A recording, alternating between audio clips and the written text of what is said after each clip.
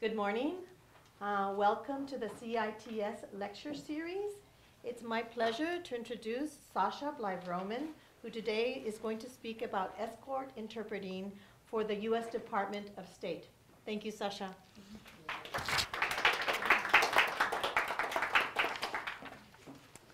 Well, when I was an escort interpreter for the U.S. Department of State was long ago, but I think that it's still the same job and the same situation, and it's a very, very interesting job, which I highly recommend. But also another big change that's happened since my experience is that my language is Romanian, which I learned at the University of Washington in Seattle. And that was a different Romania than, although Romania has not changed enough, but before 1989, when I was working, it was under Ceausescu. I mean, the people I was interpreting for were under Ceausescu, so political situation was different, but probably for many people with different languages, there are still political problems with the people you interpret for. So I think it still works, and I'm still, I think it's a wonderful job, and basically the idea is you have one or sometimes two visitors that you accompany around the country for 30 days. You're the only interpreter. You're also, the reason it's called escort interpreter is you're guiding them around. You're their link to this country, our culture. You're the person who helps them when they have an emergency.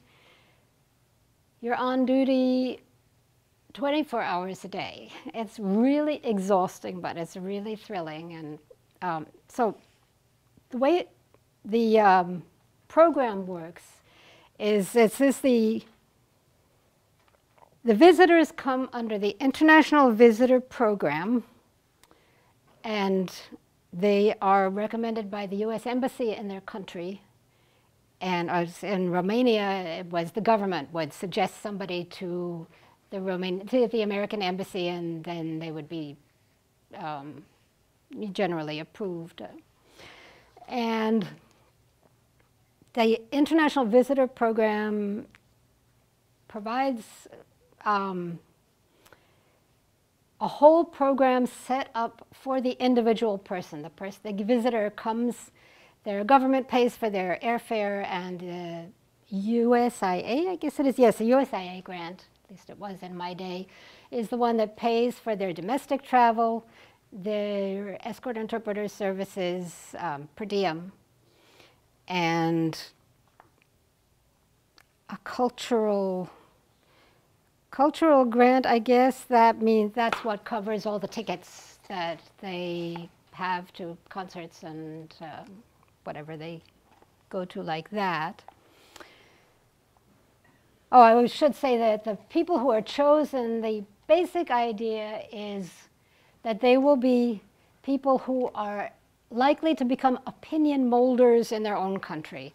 So for Romania, this was important because Romania was quite closed at the time, and people didn't know anything about the US, and the hope was they would go back and say, you know, this is a bizarre country where you can't even get a beer with your lunch at McDonald's, but it's you can walk through the streets and not be mugged day after day, not mugged day after day, and so on. So that's really the reason they have this program, we have this program, is to tell people, give people a clear impression or an impression of what it's like in the US. In the meantime, the more specific purpose is to allow them to have meetings with, what's the term, people who do the same thing they do. Forget the term. They're professional counterparts. Once when I took around a mayor of a port city in Romania, we met with mayors of port cities around the US. And so, I was sitting there with Tom Bradley in Los Angeles. This was ancient history, of course, and with in New York, the important person is not the mayor, but the head of the city council or something, so we met him and so on. So, I mean, it's extremely interesting and a real education, incidentally, for the escort interpreter, and very interesting and useful for the person who's visiting. So I was going to say, here is a day in the life of an escort interpreter. This is one. What I have here is the talk that I gave on the same subject about 20 years ago. And I no longer need to read out every word that I'm saying in a public talk, but I want to read out the anecdotes that I noted down. So this was not a typical day, but it was a day that actually happened. So we arrived at 10 o'clock at night in Boston. I was with a Romanian orchestra conductor. It's unusual to arrive late at night, but it does happen. So our bags were not on the plane. So we had late check-in at the hotel, and they had one bedroom left, and so they put me in a reception room. In those days, reception rooms were full of smoke. It was ghastly. But it was very kind of them. At 3 o'clock in the morning, they called me and said, "Your bags have arrived. Do you want me to bring them up?" I said, "No."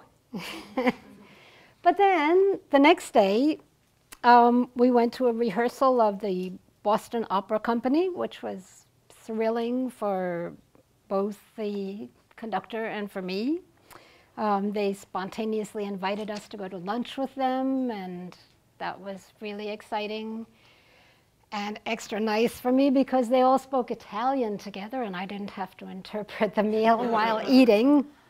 I don't know if you've done interpreting while eating, but it's extremely difficult. And interpreting in conversation, of course, you're doing both sides of the conversation and trying to eat a little in between.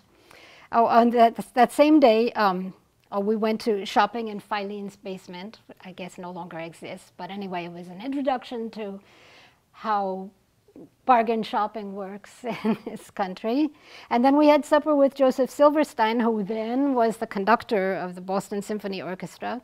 And then we went to the symphony orchestra. So there's the highs and lows of what can happen as an escort interpreter. And meanwhile, you're just talking all the time.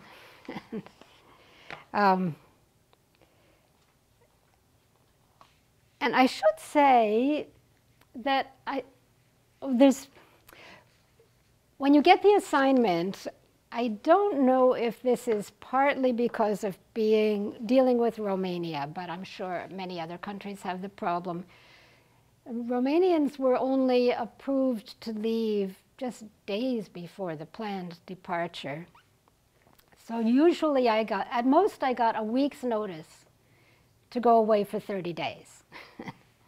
And nowadays everybody knows how to pack a small bag for 30 days. At that time it was quite a challenge for me. And then really you spend most of that week clearing your calendar, getting ready to be absent for 30 days. I think that together with the fact that they need all kinds of languages is why it was not a very stringent language exam that I had when I was first hired. I had an interview over the telephone. It really wasn't a test at all. It was somebody who didn't know how to give a test, but Romanian, they just hunted around the State Department to find somebody who could speak Romanian, and he called up and had a conversation with me on the phone and said, okay. And so that counted as the interview and the test all in one. And then I sent in an application. That was really it. But I think it's not so easy to find people who can drop everything for 30 days on a week's notice. So if you have that flexibility, I just think it's a terrific job. It doesn't pay very well.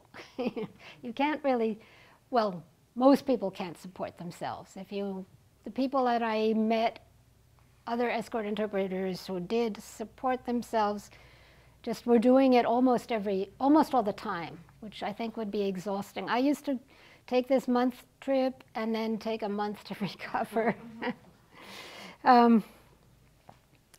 There was a training session, but by policy, at that time anyway, they had you go on an assignment first, so you knew what it was about. So your first assignment, you knew nothing really about interpreting or about being an escort interpreter. And then you had it was 3 days, there were about 20 or 30 of us, and we worked with interpreters. I have a note in my 20 years ago, I thought it was rather offensive that they weren't teachers, they were just interpreters, but that's what you get, of course.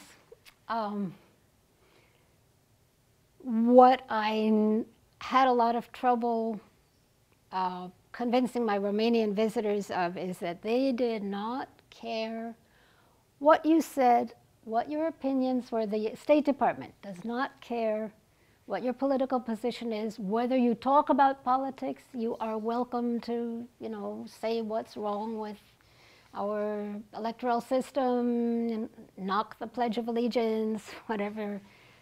I never could persuade Romanians really that that was so, but I always tried, and I just figure that you're an example demonstrating that nobody's stopping you from saying these things, and they can decide whether it's something you should be saying or not. But nobody, anyway, it's good to know that the State Department is not controlling that. So it's the U.S. Department of State Language Services Office Interpreting Division, and as far as I know, you just contact them still and see if they are looking for interpreters in your language. And also, when I was working as a Romanian interpreter, they didn't have enough Romanians to keep me busy, even the little bit of work that I wanted, and they would occasionally call me if they needed an escort in the technical State Department sense of the word for somebody who spoke English. So once it was a Bulgarian, I guess 2 people from Bulgaria. Their English was fine, but it helped that I had some idea of what life in Eastern Europe was like, and they still needed somebody to go around with them and find out where they had moved to in each place. During the 30 days, you generally go to 5 different cities. Usually it's 4 coastal cities, and then they say, okay, you want these port cities, but how about visiting Wichita, Kansas? This will be interesting and you'll enjoy it. And they always did, of course. But, what was I starting out to say with that? So you arrive in a new place and you check into the hotel, and then with the case of these 2 Bulgarians who were already friends from before they came, they would immediately check out. They would find some friend in the neighborhood. They just had a very wide circle of acquaintance. And one time, I had just traced down, I don't even remember how I managed to do it, but I traced down where this Bulgarian scientist had moved to when her husband called from Bulgaria, and I was able to tell him how to reach her, and able to tell her the next day, see, it was good that I figured out where you were.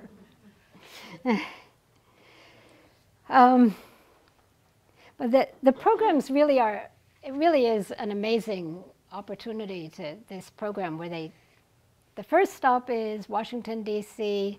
The visitor comes in with the interpreter, and there's a program officer assigned to that person.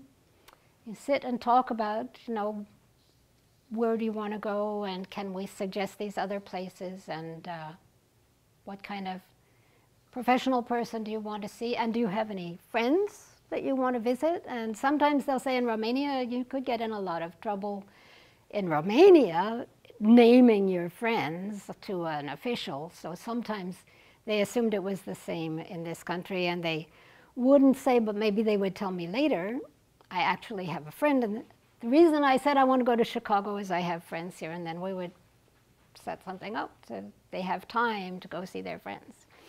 But if they're daring enough to be able to name their friends, then they're built into the program as well. And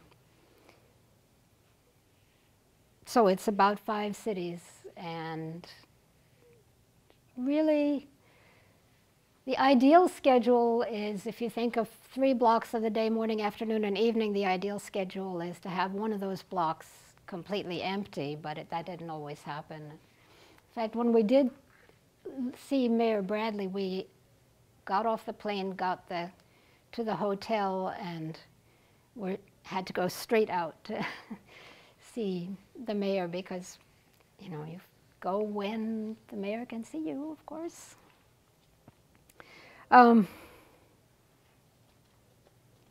So the program officers are working at lightning speed in Washington, setting up the whole program, and then it ends, the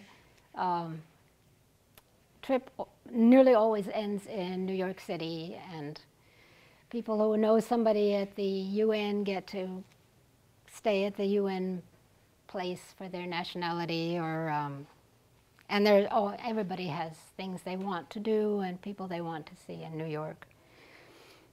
Let's see, what else? So really those professional appointments are that's the meat of the trip. And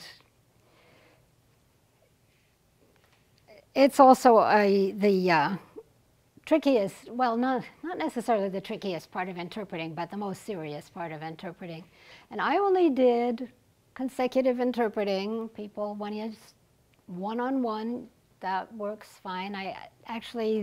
There were a couple of times when I had a visitor who was sitting in on a conference, and there was a speech, and I would just have to take notes and summarize it afterwards, because I didn't do simultaneous interpreting, and probably without a way to keep it quiet, it wouldn't have worked there anyway.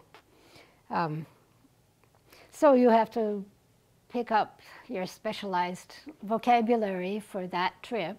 One time I took around 2 publishers, and so I soon learned how to say, you know, hardcover and softcover and a run of 15,000 copies, and, you know, then that takes care of you for the rest of the trip, actually.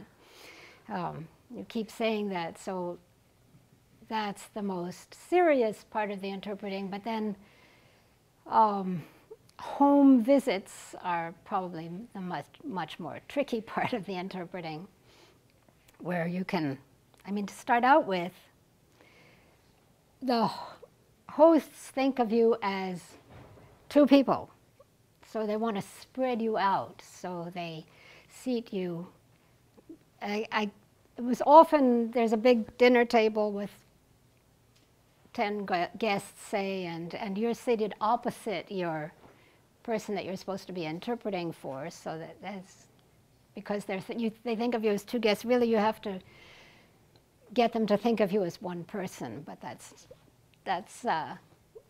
difficult. So you have to learn to call the hostess in advance and ask about the seating plan and diplomatically, and try to get it rearranged so that you're sitting by your person and can hear what he says or she says and confer. And then this is probably something that people experienced with interpreting now would know, but it was news to me to learn that when you're at a dinner party, of course, sometimes people are asking your visitor questions or telling your visitor things. That's obvious. But then sometimes they're not. They're talking among themselves. And then they say, and what do you think? How does that work for you? So you have to know that's going to happen. You have to keep the running interpretation of what the whole conversation is, whether the person is involved in it or not, so they know what's going on, especially if there's a joke. It's just nothing that makes you feel more rejected and distressed than having everybody laugh and you don't know what they're laughing about. Happened a lot of times, and I'm still puzzling. I still remember a couple of jokes that I'm just not sure what the right way to interpret that is. And wisecracks, of course, are much harder. You know, just the little twist of the remark. Even if it's not puns, it's tricky, but you have to be on guard for jokes and for what may make people laugh, and just keep them so they know what's going on the whole time. It's one thing that makes it so exhausting, and that's often at a dinner party, and again, you're trying to eat while doing all this. Oh yes, so once I was interpreting as an artist, was talking about painting, talking with painters and writers. And this was well into the trip, so I had an idea of how to talk about these things, when the subject suddenly switched to fishing. These two people, my artist and one of our hosts, they really knew a lot about fishing. I didn't know the slightest thing about fishing. They wanted to talk about the weight of fishing lines that you need for pike. I think it was pike. But actually it turned out in that case that they could fake it without language, and I just tried to fill in as much as I could. I didn't know that that word meant fishing line, but I so we, you know, people make allowances, but it's just you never know what vocabulary you're going to need. And really in my case, as I was instructed when Sue and I were sitting in on where I was sitting in, she was a student in the first year of CITS instruction. Nancy Schweda-Nicholson really persuaded me that my Romanian was not good enough to be interpreting, and I should not be interpreting. I should translate, and I think she was right. It's a little tricky here in Hawaii because I stopped interpreting, took my name off lists, but you know, there is no other person in Hawaii who has the slightest bit of training in interpreting, so probably it would have been better if I had stayed on that list. But the fact is, you know, there was a lot of vocabulary. I didn't have a lot of things I didn't know how to say, but I was taken on, hired by the State Department because they needed Romanian interpreters and they didn't have a big pool. And also, there was actually, this is good to know, that I'm convinced, a great advantage in not being Romanian. Because when you have a situation where most of the Romanian speakers in this country left Romania for a reason. They were really strongly against the political situation in Romania. The people who got permission to leave Romania at that time had to be strong supporters of the regime. And these two groups are not going to want to spend 30 days in exclusive company of each other. So I think it was definitely an advantage, and I think it might be one reason why I was hired, besides the fact that the examiner didn't know that much about how to give a language exam. I think they probably are not too stringent. If you're not an immigrant or from an immigrant family and your language is, you know, you're not a heritage speaker, there isn't going to be that kind of confusion of politics and personality and things. otherwise, after sitting in on the CITS courses, I really did wonder otherwise how they could hire not only me, but a number of other people who were not really trained at all as interpreters. We learned on the job, and it's a lot better than nothing. I had one visitor who, there were two people who came together. One spoke no English, and the other spoke English. And the people at the American embassy, I think they probably thought they were doing him a favor. They put him down as completely fluent, and he really wasn't. But because he was down as completely fluent, the programmers in one city that we were in split us up, sent me with the non-English speaker, and sent this man off to a dinner without an escort, and he was very distressed by it. So, yeah. Oh, this is more.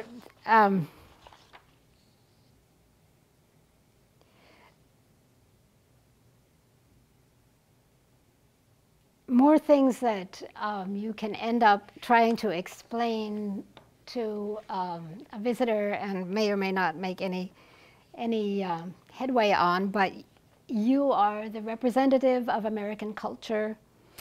So there's everything you know about this country may come up. You may, of course, very likely you'll be trying to explain the system of checks and balances, and how elections work, and how elections are funded, and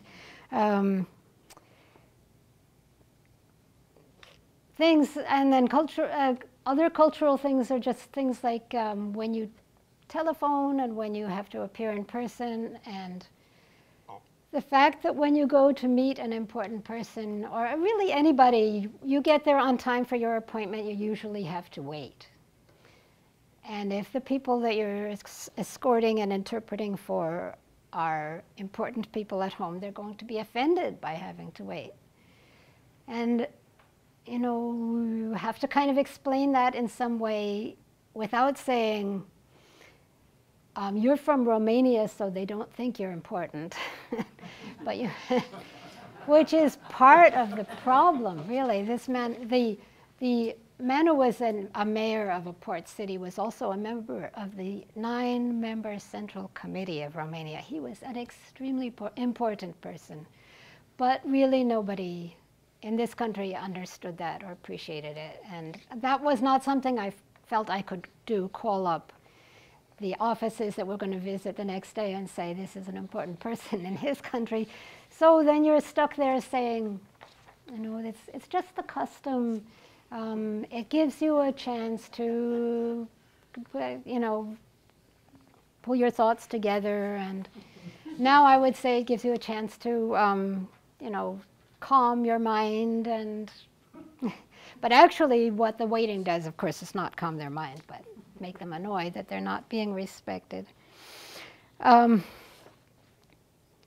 Explaining chains and franchises, and that the chains and franchises across the country belong to one company, but the different stores in a mall belong to different companies. When you think about it, it's not at all obvious and very confusing. Actually, for the Romanians, it was hard to explain that these restaurants are not state-owned.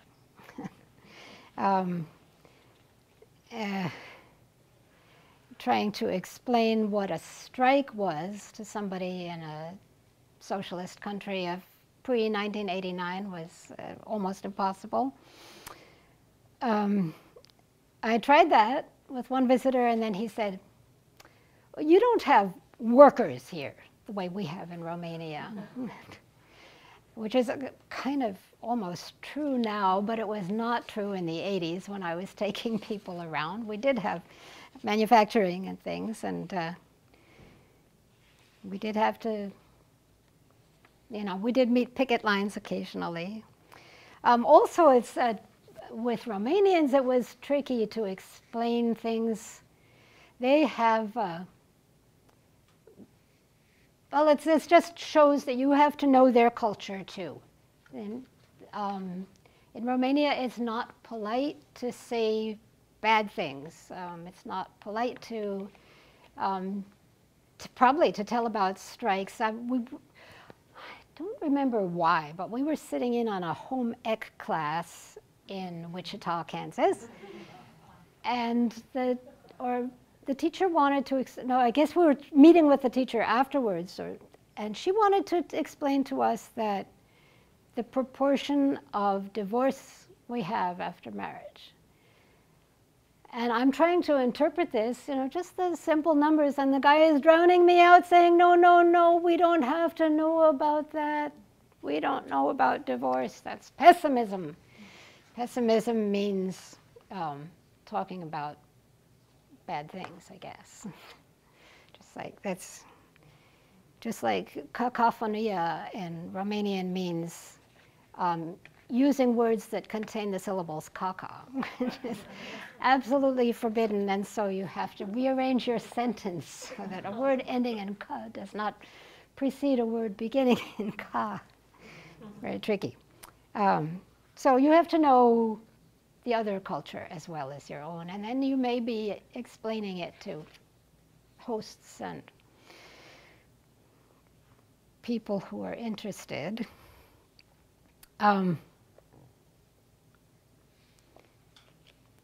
Yeah, I did some. We had this very complete program and lots and lots of interesting things to do. But as the escort interpreter, you can also add in things. So one of the things I noted down was that Phoenix is mostly new. I always think Phoenix looks like a city-sized McDonald's. But there are things, you can go and see the Biltmore Hotel designed by Frank Lloyd Wright. I'm sorry if there's anyone from Phoenix here. So if you know about the Biltmore Hotel designed by Frank Lloyd Wright, you can go there. I actually had one trip with, was that an artist? That was the artist. Every place that we went, I happened to know an artist, and I mentioned these people when we were setting up the program, and we actually went around and saw all these people, and in fact stayed with my parents. At the time, my father was a painter and a member of a painters group, so this visitor got to see what it was like to stay in a 18th century wooden house. In Romania, they say, I wish you a house of stone, because everybody knows wooden houses burn down in no time, which is crazy because they're famous for their ancient wooden churches. But so this wooden house was built in 1765, and yet it's still standing, and now you get to see, friendly people. That really was the main impression, that even people who didn't accept that that I really wasn't spouting a party line, or not sure that they were seeing the real America. Everybody was always impressed at how friendly Americans are. Of course, to Americans, that's the important thing that you look for first. The Romanians weren't looking for that, but so they were really, it was a special sort of treat to discover that.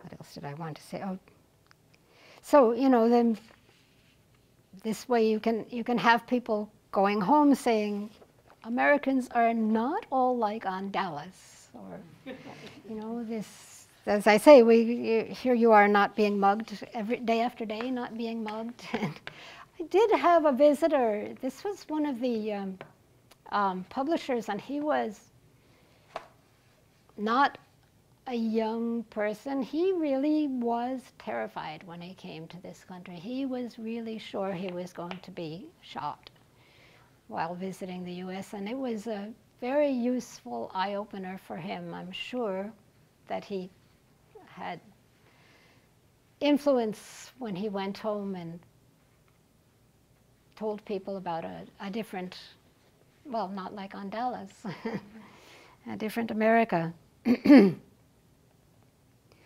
So I mentioned going to malls and, of course, McDonald's and things, but really going to see supermarkets and Long's Drugs and things like that is also an education for visitors. At the time that I was doing this, I don't know what stores are like now in Romania, probably the same, but a supermarket was just a big grocery store. Well, even that. I mean, it just sold food. And the visitors were always amazed at what you could get in a supermarket, you know, get your film developed. This was in the old days. We had film in our cameras, and we would, you know, sometimes buy a disposable camera and get the pictures developed at the food store and get a snack ready to eat at a food store and so on. Or, you know, you take people on a picnic or something in the country, and if you can get to country, all the stops really are in cities, unless it's a homestay someplace. But sometimes, you know, you can be in a park, or when I was in San Francisco, we got to, I don't remember which, but we were really in the country someplace and had a picnic. I remember my visitor there, we just bought things groceries at a store. My visitor was offended that for the three of us I had only bought one avocado. As we were on our way there, he asked what an avocado was like. I had to try to think. I decided it was a cross between butter and kohlrabi. You probably don't know what kohlrabi is, but Romania is a very common vegetable, and you really can't. It's a cabbage family, but a solid root. But anyway, then he found out what an avocado was.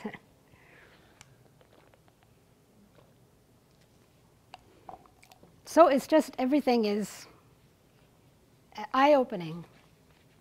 And you're constantly winging it and figuring things out as you go along. The visitor that I had from the port city, the mayor of the port city, it's not just a port, it's also seaside resort, the Black Sea Resort, which was not only the place for Romanians to vacation at the time, but all of Eastern Europe went to Romania's beaches. And for our trip, we had a lot of meetings set up with resort people, convention center people, talking about what you can do with your summer resort space during the 8 months in Romania. It's at least 8 months that it's cold. People are not going to the beach. And they would tell about all the, you know, useful things you could do with your space. And he would just sit there unresponsive. This was kind of pessimism, as turned out. I finally found out privately, talking to him and the other person who was with him. I don't think even he could admit it even to me, but the other person who was with him explained. Those hotels on the Black Sea in Romania, they don't have heat. They're for the summer. There is nothing you can do in the winter in Romania when it's snowing there. You can't use that space. So then we notified the program officer back in Washington, D.C., and he called ahead and rearranged the program, so we didn't have any more people saying, but just think how you can use this space, when he didn't want to say we don't have heat. Although I think it's interesting and nothing wrong with it. It's fascinating, but I mean, it's also stupid, but it's a way of saving money. But he wasn't going to say. So, but we found out, and I don't know, there may have been things that that I never did catch on to, that people were being embarrassed about all along, but you're trying. And then there are other things that, even program officers didn't know about. I found out when I had 2 trips with musicians, and I found out that if you're going to take people to hear music, contemporary music, you have to find out about that. You have to find the musicians in that town, call them and say what's happening, who's having a garage concert of new music, and because that's just under the radar of the Washington, D.C. program advisors.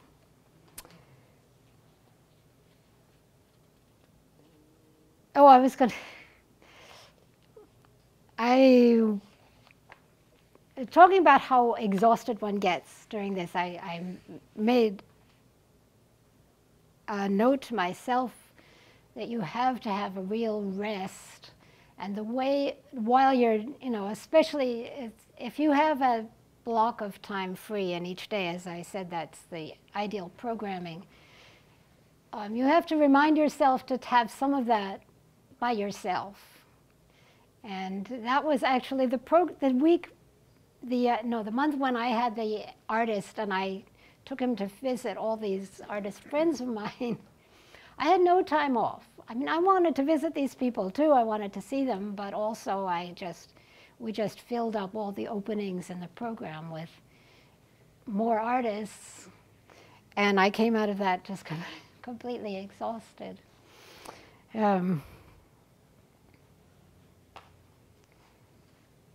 I also always remember that trip because it was really at the end of the trip that my visitor made some rude remark privately to me about Jews and about gay people. And I started thinking back about the people. This was the person I had taken around to meet all kinds of people I knew, and I don't think there was a single person who wasn't either Jewish or gay or both in all those people that I took him to visit. But I decided in that case, I wasn't going to tell him.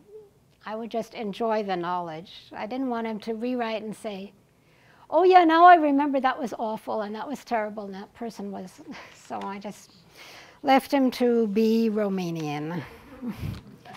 Romanians are famous for their horrible prejudices. But on the other hand, there were wonderful experiences all along. And then, as I say, there are these personal things. It was on one visitor's trip to the Folger Library that I was given the chance to hold Anne Boleyn's prayer book in my hands, which probably I shouldn't have been allowed to do. They probably wouldn't do that now, but they had taken this person back into the storeroom and were showing him all kinds of things and said, do you want to? So I did, and that's the kind of thing that makes this really exciting. And I wanted to see if I can find the place where one of the visitors was asked, what do you think are the most interesting things about the U.S.? I have to try to remember it. The 3 things that he thought were that he had liked most about the U.S. was how friendly people are, American interest in their own history, and seeing so many children in museums, bookstores. I'm sorry, I forget, there was some other place. So just being able to facilitate that is just kind of neat. So I think that's enough, and we'll see if anybody has something they want to ask.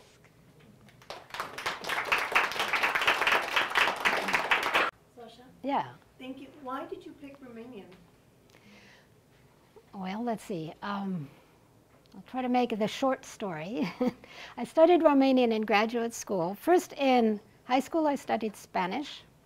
It was a choice of French or Spanish, and I thought Spanish would be more useful in the world. which actually I think was the right decision. In college, I studied Russian, and being all involved in Russian literature, I was really sorry I hadn't studied French because, of course, French was the native language of most Russian literary people. But I've gone back to my idea that Spanish was much more useful. So I graduated from college thinking, because I had a very narrow view of the world, I thought Spanish and Russian are so different. I'm sorry, everyone, excuse me for thinking such an ignorant thing. And then I was on after graduation, I took a driving, camping tour all around Europe. We were Russian majors and Russian teachers. We flew to Paris, drove through Eastern Europe, through the Soviet Union, out through Scandinavia, and back to Paris. So in the 3 days in Romania, I had such a positive impression of people. People were so friendly, so nice, even with no language. And then 6 weeks in the Soviet Union where we spoke Russian and people were so restrained. This was in 1968. They were about to invade Czechoslovakia, unknown to anyone. I came away with a very good impression of Romania, the country and the people, and then I thought I had no idea what to do next after college. I thought if I go to a place where I can study Romanian, that'll narrow down the field from an infinite number of towns in the US to, if I wanted to go to the West Coast, so that meant Seattle or Berkeley, and I ended up in Seattle. And Romanian is a very interesting language. It's like Italian with supposedly about 20% Slavic vocabulary. So it's really fun if you've studied a Romance language and a Slavic language.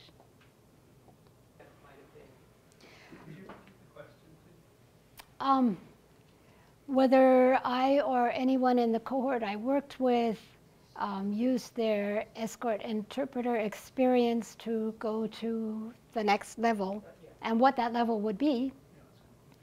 Actually, well, first I'll say the trouble with being an Escort interpreter is you very rarely meet the other Escort interpreters. I had one trip where there were a large group of visitors and 3 of us. Otherwise, but I did know a few people. I actually did get a few friends into Escort interpreter work, and one of them lived in Washington, D.C. and I think he was supporting himself as an Escort interpreter, and finally somebody said, "You really should get a job with the State Department." I don't think he got a job in language services. I think he was in one of the granting programs. Don't remember whether it was Fulbright or USIA. So that's the one case I know about.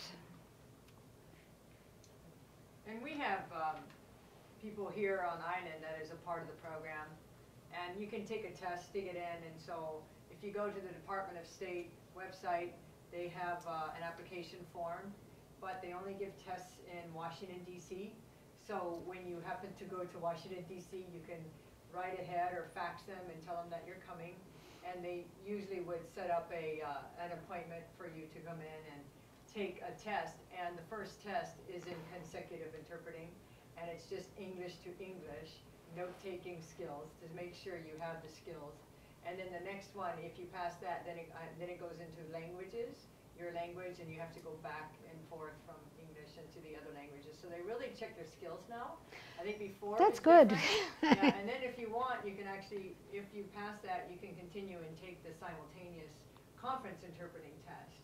And then you get on their list, and whether or not they call you is something else. So we have people here in various languages, and Chinese as well, and that actually are a part of the visitors program. And I think the pay is a lot better than it used to be. It used to be like $135 a day. I think now it's probably up to $115 a day when I took it. I think now it's over $200 a day, and then they also give you per diem, so you can probably save that money, the $200 every day. You really don't need it, but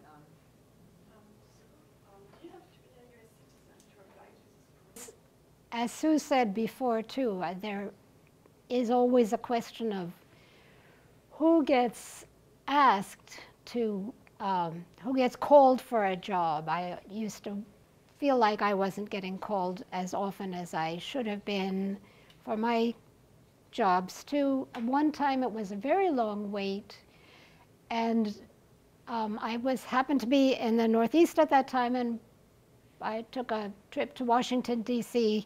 for other reasons, popped into the office just to say a friendly hello, and days later I got a call with an assignment. So, you know, there's some question whether they just forget you're there or they don't bother to, they don't have a strict rotation possibly of their lists.